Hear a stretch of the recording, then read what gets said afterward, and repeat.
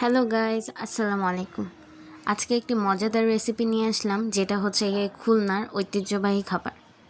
তো চলুন দেখে আসি রেস্টুরেন্টের মতো কিভাবে সহজে এই খাবারটি তৈরি করা যায়।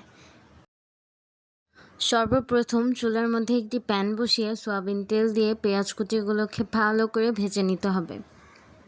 পেঁয়াজ কুচিগুলো যখন ভালো করে ভাজা হয়ে যাবে, এর মধ্যে দিয়ে দিতে হবে আদা রসুন বাটা।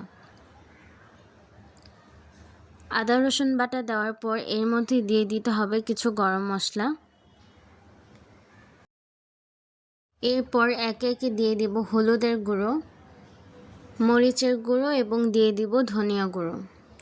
এরপর সর্বশেষে পরিমাণ মতো দিয়ে দিব লবণ।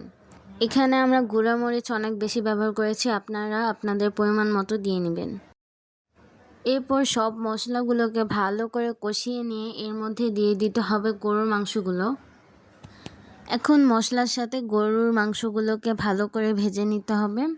মশলার সাথে মাংসগুলো যখন একদম মিক্স হয়ে যাবে, এরপর কষানোর জন্য এর মধ্যে দিয়ে দিতে হবে পরিমাণ মতো পানি। পানি দিয়ে নেড়েচেড়ে ভালোভাবে কষানোর জন্য ঢাকনা দিয়ে কিছুক্ষণের জন্য ঢেকে রাখতে হবে। একটু পরপর ঢাকনা উঠিয়ে ভালো করে নেড়েচেড়ে দিতে হবে। এরপর আবারও কিছুক্ষণের জন্য ঢাকনা দিয়ে ঢেকে রাখবো। মাংস থেকে যখন এরকম তেল বের হয়ে আসবে, তখন বুঝতে হবে যে মাংস কষানো হয়ে গেছে।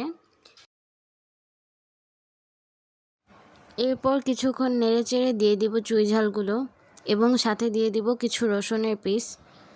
এটা সম্পূর্ণই অপশনাল, আপনারা চাইলে রসুন নাও দিতে পারেন, যাদের ভালো লাগে তারাই শুধু দিবেন।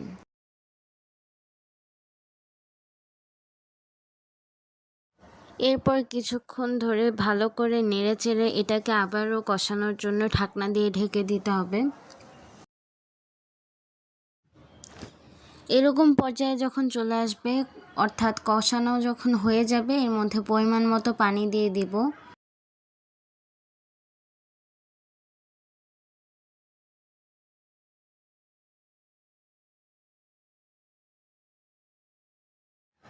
পানি দিয়ে ভালো করে নেড়েচেড়ে কিছুক্ষণের জন্য ঢাকনা দিয়ে ঢেকে রেখে দেব।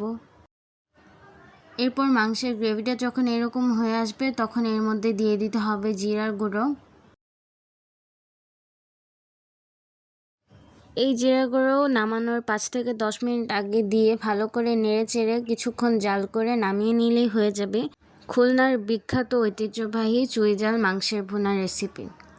এই রান্নাটি ভালো লাগলে আপনারা অবশ্যই চ্যানেলটি সাবস্ক্রাইব করে আমাদের পাশে থাকবেন, তাহলে আরও নতুন নতুন রেসিপি আমাদের এই চ্যানেলে পেয়ে যাবেন। আল্লাহ হাফেজ।